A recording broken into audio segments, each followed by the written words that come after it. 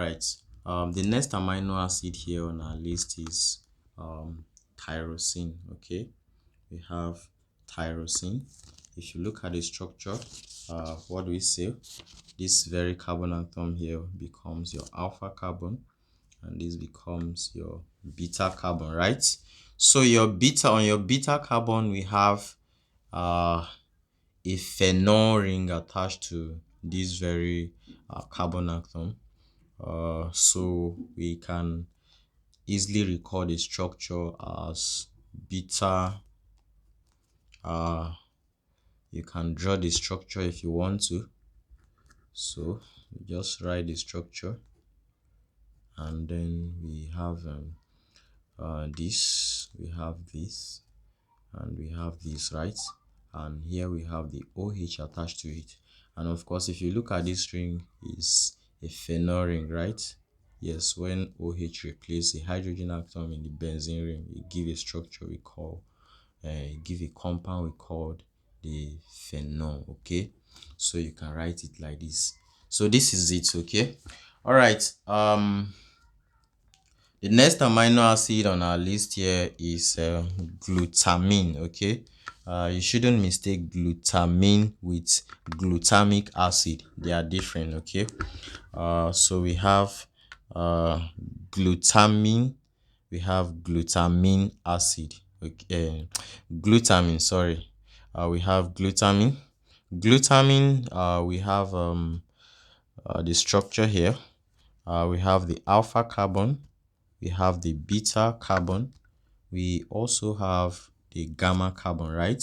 On the gamma carbon for your glutamine, we have what we call the whole of this part. If you are very good in organic chemistries, this is a functional group in organic chemistry, and this functional group is called the amide. Okay, this is the functional group for amide, so we can just easily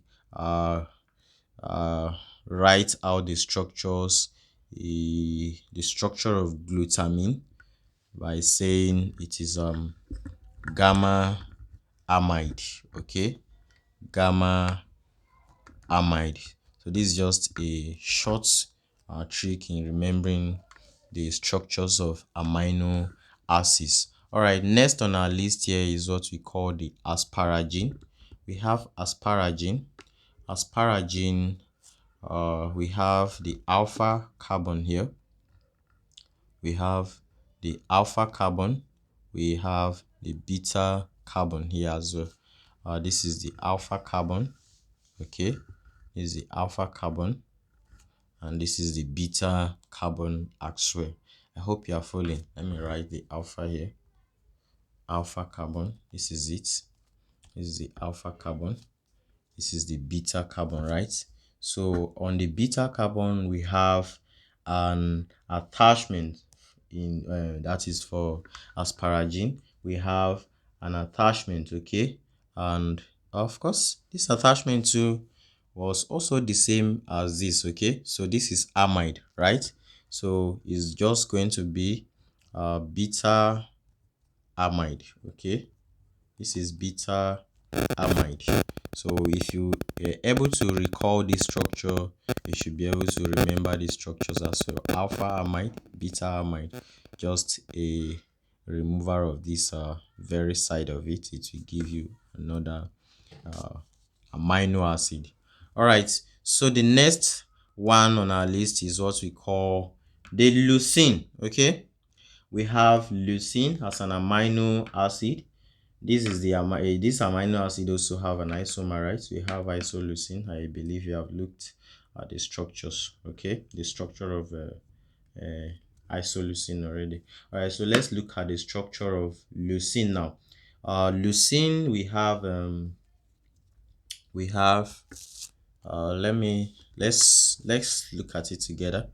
We have gamma, sorry, we have alpha carbon, we have a beta carbon, we also have the gamma carbon here. On the gamma carbon, we have how many attachments? We have an attachment here. We also have another attachment here, right? So we have two of them, so it's going to be written as gamma dimethyl. This is gamma dimethyl. Okay, on the gamma carbon atom we have two methyl group attached to that very carbon. Okay, all right, the next amino acid here on our list is methionine. Okay, we have methionine. Okay, we have methionine. All right, for your methionine we have this is our alpha carbon, we have our beta carbon, we have our gamma carbon. On the gamma carbon we have this attachment. Okay, so we have this attachment, so you just come here and say gamma sulfide, right? Methyl, still methyl. You can write CH3 or you can just write in words methyl. I hope you're following, right? All right, so this is it. This is just a short form of the structure. You can either write gamma. I'm writing this gamma like an R. Let me clean it. This is gamma, right? Here we have this and we have this, so it can be written like this. Okay, remember this is part of this, it's not part of this very amino acid. All right, the next amino acid here is arginine. Okay, we have arginine. Let's look at the structure together. What is this? We have alpha, right? Alpha carbon, we have beta carbon, we have after beta the next we have is gamma.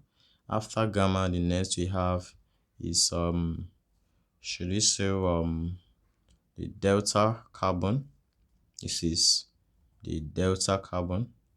After gamma we have the delta carbon for your arginine. Okay, we call it arginine. All right, arginine is, the structure is a little bit complicated. It has a group called the guanidino. We call it the guanidino. This is the guanidino. We have the guanidino here, so you can just say delta gua, we call it guanidino. Okay, this is delta guanidino. So this is just a little way you can abbreviate it. All you need to do is just to understand the structure here and then put it on the delta carbon, attach it to the delta carbon. Okay, all right, next on our list here is what we call the tryptophan. We have the tryptophan. The tryptophan is also an aromatic amino acid. It is an aromatic amino acid. Okay, so it has a ring called the indo ring. Okay, this very ring is called, this ring, the whole of this ring is called the indo ring. We call it the indo ring. Okay, so to shorten the structure with a a way to easily record the structures. The structure of this very one is we have alpha carbon, we have beta carbon. So on the beta carbon we have this indo ring, so it's going to be beta indo. I hope you're following. This is beta indo. Okay, so on the beta carbon you have an indo ring attached to it there. All right, we have the other amino acid we call the threonine. Threonine is now complex. This is an alpha carbon. We have an alpha carbon for threonine. So on the beta carbon, we have an attachment here. We also have an attachment here as well. Okay, so it's going to be written as beta, right? Beta methyl, right? Hydro, let's put slash so that you not join it with the methyl, hydroxy. Okay, so this is just the name for you to easily recall the structure of threonine. Okay, all right, the next one here, which is the last one, is what we call the valine, right?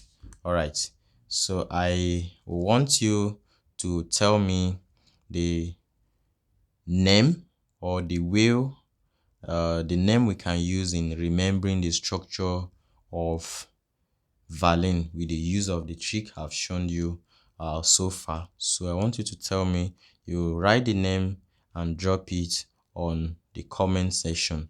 All right, so if you haven't subscribed, I want to remind you to give me a like thumb and also to subscribe to the channel as well. If you find it useful, please kindly subscribe and also give me a like thumb as well, and stay tuned for our next video. We can only notify you if you subscribe. Okay, so do well to subscribe, because we'll be considering in our next classifications of amino acids. We see how these things are going to be classified. Like I told you, the structures are going to contribute to some of their properties. Like the OH here, it has a contribution to its properties, and most of these side chain, the side chain in some of them contribute to their properties, will help us in classifications. So I'll advise you, if you don't understand the video, you go over it again for assimilation purpose. Thank you and God bless you.